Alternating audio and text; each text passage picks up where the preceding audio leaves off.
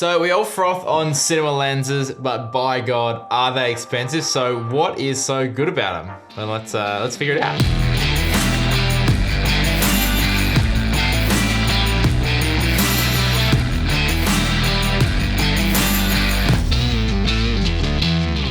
What's up guys, Andrew Murphy here, and today we're gonna go through the differences between a photo lens and a cinema lens and why the prices are so ridiculous for all these guys. So the big differences between a photo lens and a cinema lens is, well, one is made for photo and one is made for video.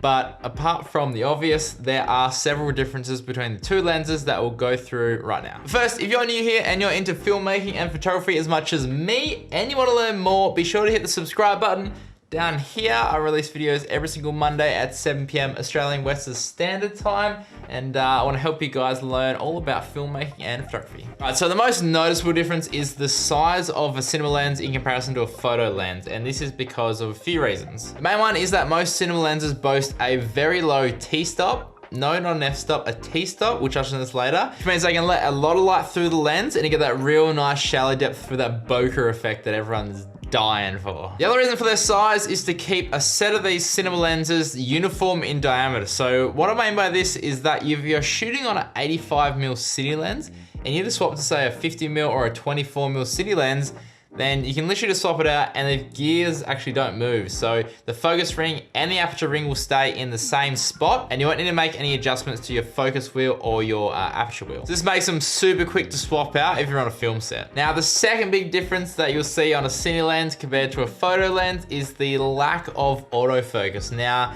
why would you pay more for a cine lens that doesn't even have autofocus? Well, if you think about it, cinema lenses are generally used, well, for cinema applications. So when you're shooting cinema, you'll more than likely have a focus puller on set who will be in charge of the focus, not the camera operator. So by having manual focus, it's far more accurate and controllable, and because I don't use it, they just get rid of it altogether. So while we're on the subject of focus as well, the other difference is that the focus ring has a way bigger throw than a standard lens, and it also has hard stops. What I mean by that is that when you reach the maximum or minimum focusing distance, the focus ring actually will stop moving. So this is important for when using focusing rings that use markers. So if your focusing ring continues to move, but the focus doesn't change, like on a photo lens, then the mark you've set on a focus wheel will also change and it will cause you massive headaches. So the large throw on the focus wheel is great for making tiny focus adjustments so it doesn't look like a bad autofocus system hunting for focus. Focus breathing is another big problem that most photo lenses suffer from. So focus breathing is when the focal length changes slightly when you're focusing. So as you can see on these shots on the photo lens, the focal length seems to be changing as we focus, whereas with the cinema lens, this is almost non-existent. And finally, and probably the most important part of a cinema lens is the T-stop. So I said we're gonna touch on this, so let's go over this. So it's not an F-stop, it's a T-stop. And if you're like me, when you first heard this, I thought it was just a spelling mistake and I was like, it's supposed to be an F-stop, but no, it's actually a thing. So an F-stop on a photo lens is only actually a theoretical number, whereas a T-stop on a cine lens is actually an accurately tested number. So why is this important? Well, in cinema, you need the amount of light hitting the sensor to be as accurate as possible, as you can't afford to get the exposure wrong when you're spending millions of dollars on a production. Especially when you're shooting over multiple days with lighting changes or anything like that, it has to be as accurate as possible. All right, so now we've gone over all this jargon, let's actually just go shoot with these lenses, shoot some cinematic B-roll, and I'll try to show you the difference between the two. So shooting cinematic B-roll on 85mm is not practical at all. Do not recommend it. So here is some comparison shots and see if you can tell the difference.